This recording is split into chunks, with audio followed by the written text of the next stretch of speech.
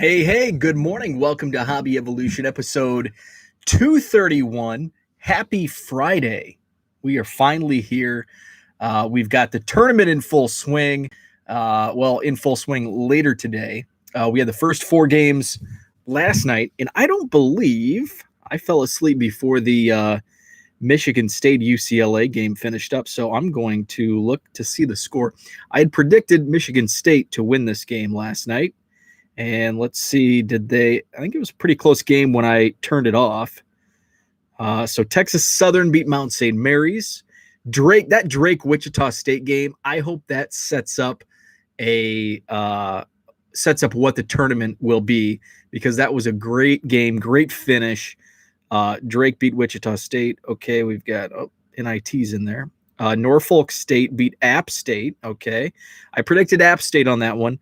UCLA Michigan State goes overtime, and the Bruins beat the Spartans. So I only picked, what did I pick?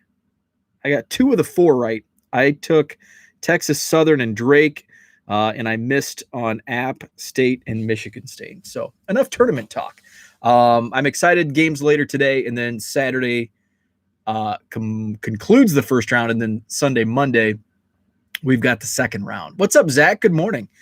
So I did promote, I tweeted last night, Johnny Breaks on Twitter. We're going to co-promote a card show coming up next month in Madison, Wisconsin. So the reason I had been thinking about promoting a card show for a few years, we have a local show, and it's at another hotel. And it's a small, crowded room, and it's only like 4 hours long on a Sunday, and it's just, I'm more productive on set. I would rather go to a Saturday show. So a lot of the ideas that Johnny and I were bouncing off of each other are kind of from my own, what do I want out of a card show? What's up, Brad? Good morning. So what do I want out of a card show? And so one thing was, we need a bigger space, especially in these times where it's a little uncomfortable being close to one another. So we need a big space, not only for those reasons, but just I don't like card shows in non-pandemic times, and I've talked about this in the past. There's nothing that I dislike more than being scrunched up and trying to walk through a bunch of people at a crowded card show.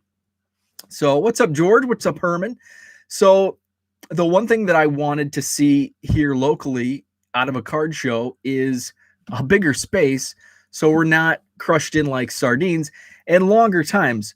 The current show we have, it's usually a monthly show, but I think they take a couple months off throughout the year. It's on a Sunday from like 10 to 2, which is just kind of inconvenient. It's an odd, very short window of time. So I would like to have it a little longer, and I would prefer a Saturday show. And I understand people have kids and they do Saturday activities, and Saturdays can be kind of busy with getting groceries and chores and all of that. But I'd like a Saturday show. So we planned on a Saturday, a bigger space, and longer hours. So it's going to be on Saturday, April 17th, at the Sheraton in Madison. Over 5,000 square foot room. So there's going to be plenty of space. Obviously, all of the safety precautions will be in place. And we're going to run it on a Saturday, April 17th, and it's going to be longer hours. We're going to do 9 to 4. So looking forward to it. I had planned, Johnny was more of the aggressive, like, let's do it. And I was more of the calculated, okay, we need time to promote. Let's wait until late, in the summer to promote. Plus, where we are, more people will be vaccinated and the like. The more I thought about it, it's like, you know what? I think you're right. I think we just go in and do one just to get our feet wet. And if we lose money on the space, so be it. At least we have that experience and we can build from it and learn from any mistakes. So that's the plan. Saturday, April 17th, 9 to 4, Madison Sheraton Hotel. So that'll be fun. My main topic today is my frustration with eBay standard envelope. Who would have thought that tracking on a PWE would cause me more headaches than just sending out envelopes with old stamps? I've had more issues. I mean, I've had a lot of issues. I mean, we all have with the post office lately, but it seems like I'm having more issues with this tracking than with my stamped envelopes. So I had one come up in pretty much anything between $7.50 up to $15. I will use the standard envelope with tracking. And some people that don't know my strategies will ask, well, the tracking is cheaper than a stamp, but I get my stamps in bulk. So I'm only paying 38 cents per stamped envelope on these. So it's actually 14 cents less. And again, 14 cents, oh, boo-hoo. But when I'm doing 1,000 a month, that adds up really quick. So that's why anything under $7.50 will go into the 38-cent pre-stamped envelopes that I get in bulk. So $7.50 and above, up to $15, I use the tracking. And even though eBay allows up to $20, $15 to $20, that's that. I'm not comfortable sending it PWE. I want to ship it in a bubble mailer. So I had my first case of buyer claims he didn't receive it. Tracking shows it's in the middle of somewhere. And then finally I file a lost mail. Boom, it's delivered. But guess what? eBay sides with the buyer. So, and that's what I woke up to this morning, an email from eBay saying you didn't provide proof of tracking for delivery. So we're refunding the buyer. Okay. So I've got to fight that battle today. So here's what happened. So buyer opens up, non-received, and it was shipped out, probably a month ago. And it sat in Milwaukee for 2 weeks, which is where I'm having a lot of issues with this isn't the first issue I've had with a PWE tracked envelope sitting. I had another one that took like a month. The guy gave me positive feedback, but he claimed I was a slow shipper, which annoys me, but hey, at least it wasn't neutral or negative. I shipped it the day after he paid. I'm sorry, I can't speed it along once it's in the possession of the United States Postal Service. So, and what happened with that one, I opened a lost mail claim. He, reaches out, hey, the tracking has shown it's been in Milwaukee for 2 weeks. So I open a lost mail claim, USPS.gov or .com. I think either will take you there. Up in the top right corner, there's like a little drop down, and it's pretty quick and easy to find because I think a lot of people are looking for that particular link, finding their lost mail. So just click on lost mail. Basically, it just asks you for tracking. It asks your address, where you want it to be shipped to. Also asks you to describe the contents of the package. That's where the first time I used this lost mail claim was last summer with a poster that was stuck in Chicago for a month. And it kept saying I wasn't providing enough description of the package. It's like, it's a brown poster tube with a mailing label on it. What more do you need? So I will be lost my train of thought here. So on this particular envelope, stuck in Milwaukee for 2 weeks, and I open a lost mail claim. And yes, you can use it with the PWE ESUS tracking numbers. So the last one, once I filed the one where the guy said I was a slow shipper, that PWE, once I opened a lost mail claim, that envelope started moving like the next day or 2 days later. I mean, it was like right after I opened that claim. Was it coincidence? I don't know. It was stuck with no movement for 2 weeks. I opened that lost mail claim, and like within 2 days, it started moving, was delivered. So I did this with, and this was a Talon Horton Tucker silver pulsar. It was an $8 sale, so it's not something. It was, if it's 99 cents, I'll eat it. But this is $8, so I'm gonna fight eBay and try to get my $8 back. So I filed the lost mail claim. I don't know, last week or a few days ago. And guess what? All of a sudden, it starts moving. And I checked it, I think yesterday, and it showed delivered. So in the course of this, in the course of all this, I had initially, I am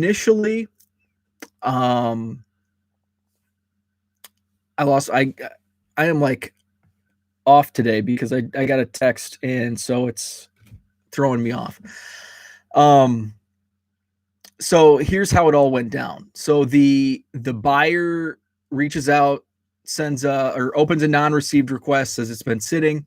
So I respond, and it's like, I don't know, like, eBay's very tricky with these things because you have to do everything to a T, otherwise eBay won't side with you. And so it's like, if I open a lost mail claim and if you respond or do whatever, there's like a new clock. So like the clock resets on this claim, and you've only got like 3 days. So if it doesn't show up in 3 days, eBay can close the case against you. So I think you have like 5 days to respond. So it's like, okay, I'm going to file the lost mail claim now, and then I'll wait a couple days and provide any updates that I have. So I open the lost mail claim. I wait a couple days, and I respond. I send a message to the buyer, and I said, I opened a lost mail claim, and I'll keep you posted. So here's where I don't know what's going on. This is what throws me off. You can do a couple different things within the claim form. You can respond, and you can upload the tracking.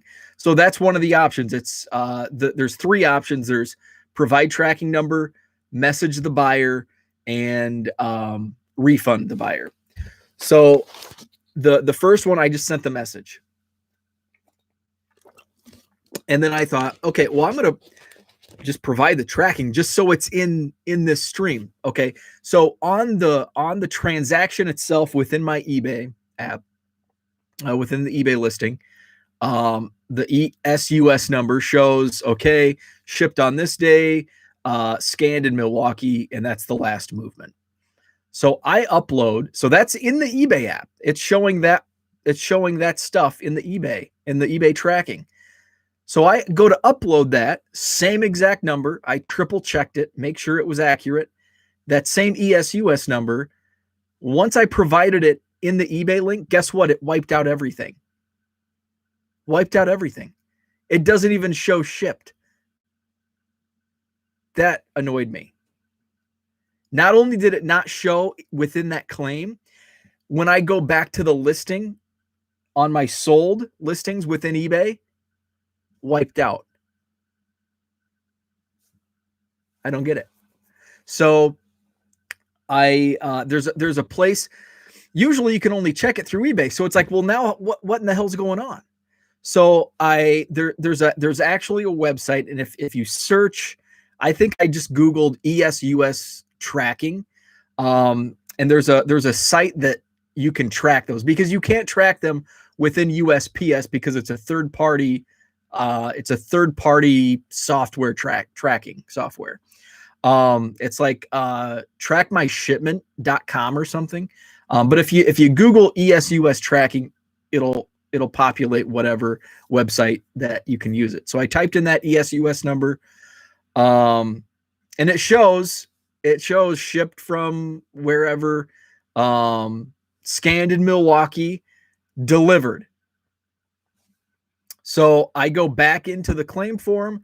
I provide that tracking number again. I send a message, US or tracking number, yes, US, shows delivered, submit. This morning I wake up, eBay says that I did not show tracking delivered and that they're favoring for the buyer. So that's what I have to deal with today. That's frustrating and annoying. And PWE tracking on eBay, there's been yes, it's good that they offer it, but the rollout sucked. They provided no information to buyers or sellers. Buyers are claiming sellers are providing fake scammy tracking numbers. People are dropping them off at the post office, and the clerks don't know what these are because they're not at the local post. The scanners, the software that they use for this tracking is not at your local post office. It's within the sorting facilities. So your local clerk's not going to know what this is, most likely, unless they sell on eBay or are familiar with the sorting facilities. So that's frustrating. So it's just the rollout was terrible. The execution has not been good. Hopefully something change. I don't know what they can change, because if these scanners are only at the sorting facilities, how can you actually prove, they're getting scanned delivered a day or two before they're actually in your customer's mailbox? That's throwing people off. Some people track their shipments. And they see it was scanned delivered. And if you have the Nextdoor app, that's like every other. It's either the only two things that are on that app are clean up your dog poop, and I had a package delivered, but it's not in my mailbox. And 9 times out of 10, it was scanned before it was actually delivered. It's going to be delivered later that day or the next day. We've seen that happen all too often. So got that off my chest. So that was an annoying start to my day, was seeing that. So going back to the chat, Zach, you're very welcome. Brad's getting the coffee ready. I've got to get mine brewing. Typically after I end this show, I've got enough time to get the coffee brewing and then catch Brad.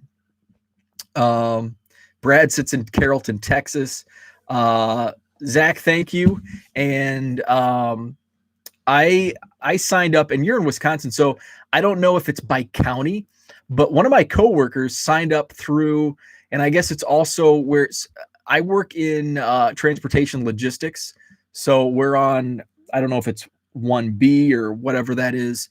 But one of my coworkers was able to sign up through and I think it was, I don't know if it was the state of Wisconsin or if it was a county health department website.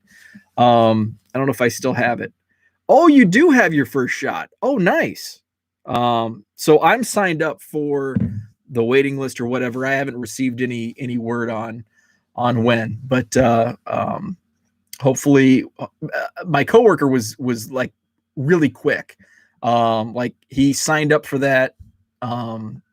He signed up for it, and I think within a week he had his first shot. So I'm hoping that next week I can get pricked for the first time for that COVID shot. George has little hopes for getting any vaccine anytime soon over here. I haven't even really been. It's kind of weird how at the start of the pandemic, it was like the focus was on, I don't know if it was like focusing away from the US onto other countries, but it was like, obviously it originated in China. And so the focus was there. But then remember Italy was like, don't end up like Italy. And in Europe, and now it's just like all the focus has been on the US. I'm not anti-media. I read like several different media websites because obviously some media companies have slants one way or the other. So I like to consume both sides because somewhere in the middle, the real story lies.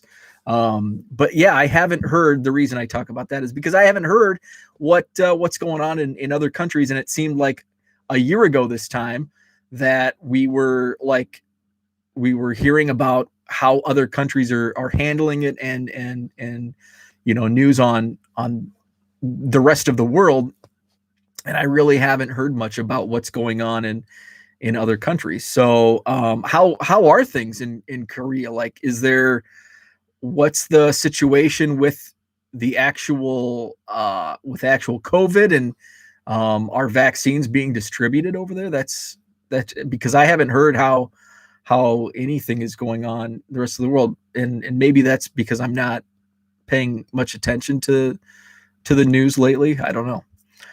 There are aspects of stuff over here that are an absolute shit show, but some of it is fine. Yeah, I think that can be said everywhere. So I did last night.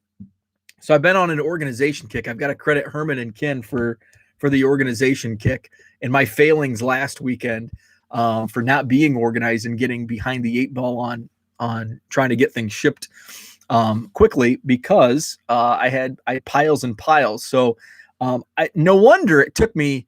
No wonder it's taken me so long, because my disorganization to organize all these piles took me. I'm still not finished, and I don't know if I'm freezing up on your screens, but I froze up like 5 times on mine.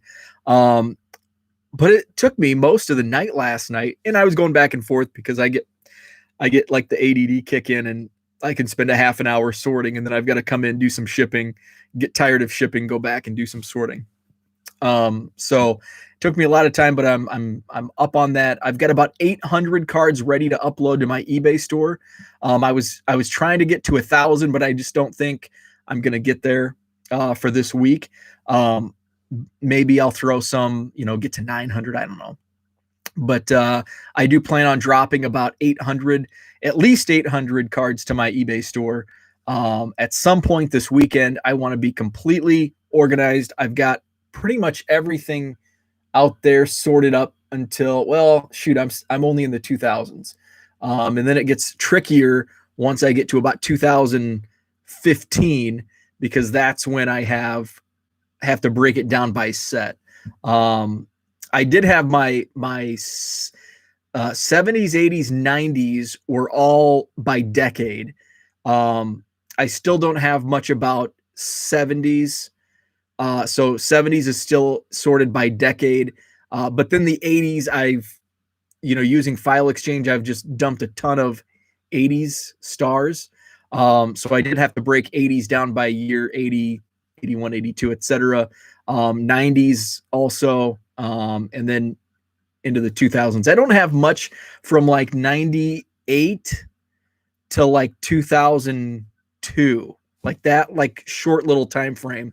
But I think that's just what I've been listing. Some of the collections had like sets of like inserts from like 04, 05, 08. So those years are pretty heavy. So I'm going to go back. So sorry. So George, I was asking questions about COVID, and then I went on another tangent. So most recently, they've seriously been having foreigner roundups in some areas and forcing them to be passed. Oh, wow. Interesting. Don't make me use that wrench. My town actually sent out a government emergency message that all foreigners have to get tested. Wow. That's interesting. So Brad, I have checked my stats, and it's interesting. I'm going to bring it up right now. So it's actually, when I did the last, I added 600, about 500, and I think 75 is what I added last weekend.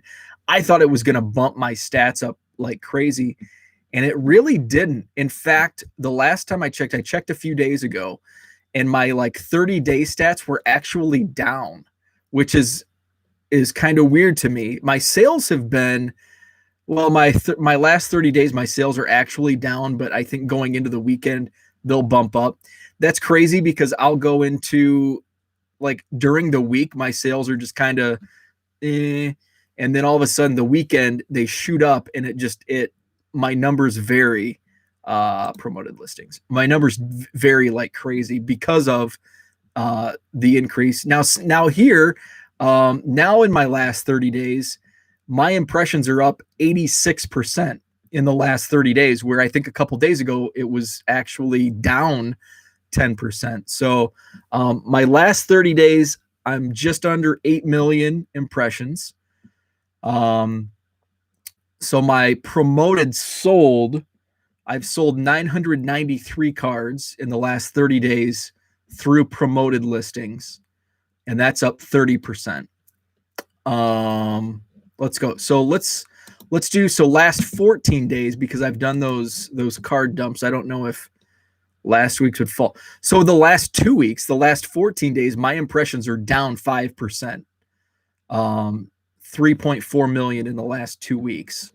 And then we go in the last 7 days, and see, I added almost 600 cards, and then I boosted those on promotions, I think Sunday. In the last 7 days, my impressions are down 4.5%. So let's go to, so yesterday was March 18th. So yesterday, my promoted listings were 265,000, and then my organic was 36,000. And that's kind of, looks like my dailies are between 260, 280,000. One day this week, March 16th, it was kind of spiked a little bit. So yeah, so it's kind of weird how that how those impressions are playing out, and why there's kind of a a down arrow on some of those. So Brad, interesting. Your stats are dropping too. I wonder what's going on. I wonder if it's just because my sales aren't, well, my sales in the last 30 days have gone down a little bit. But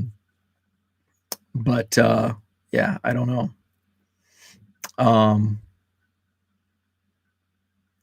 Oh, so Zach has a question. Is an impression a scroll? So an impression is basically a view.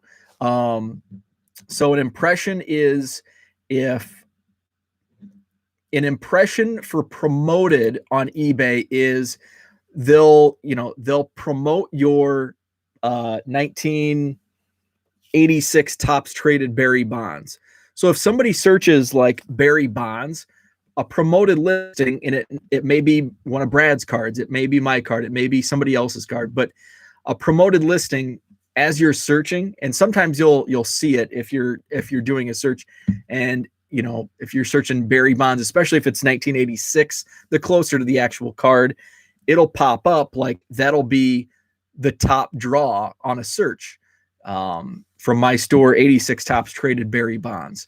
So an impression doesn't necessarily mean you clicked on it. It just means, okay, your 86 tops traded Barry Bonds showed up on X amount of screens, but it doesn't necessarily mean those people clicked. Now, in the stats for promoted listings, there is, so you have impressions, which again is just the view, but then it also has clicks. So my last 30 days, 31 days, so my impressions are up, my clicks are also up. So people have clicked through. If somebody's searching for a Barry Bonds rookie, and my 86 tops traded Barry Bonds is a promoted listing, and somebody sees it and clicks on it, then that registers as both a click and an impression.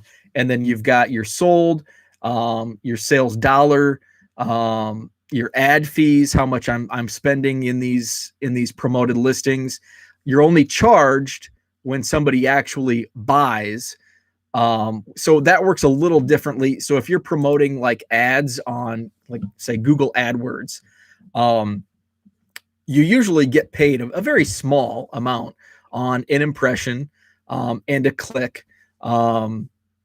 Whereas on eBay promoted listings, you're only paying for an item that sells. So if somebody goes in and buys that 86 tops traded Barry Bonds, say it's $10, I think it's depends. I have it defaulted to whatever eBay suggests, which is usually, it can be anywhere from like 3 to 6%. So say it's 5%. So what's that? 50 cents. So I'll spend an additional 50 cents in fees because it was a promoted listing, but you also see an increase. I'm a volume seller. So, the more, obviously the more sales I want, but you're only charged for that particular. So if somebody, okay, so if you search Barry Bonds rookie, my promoted listing comes up for this card.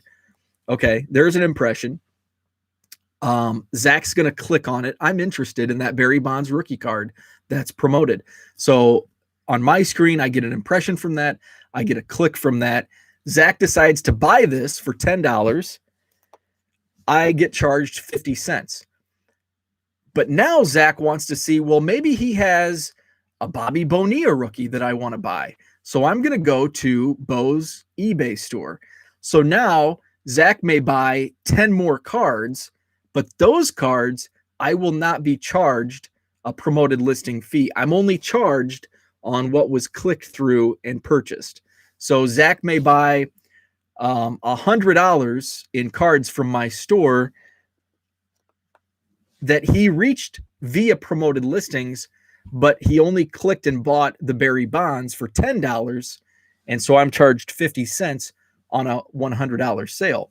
So that's where the magic is to not only promote your listing for a sale, but then to attract new customers, because Zach may go into my eBay store. Now he's no longer clicking through promoted listings where I'm getting charged, but he may buy more cards.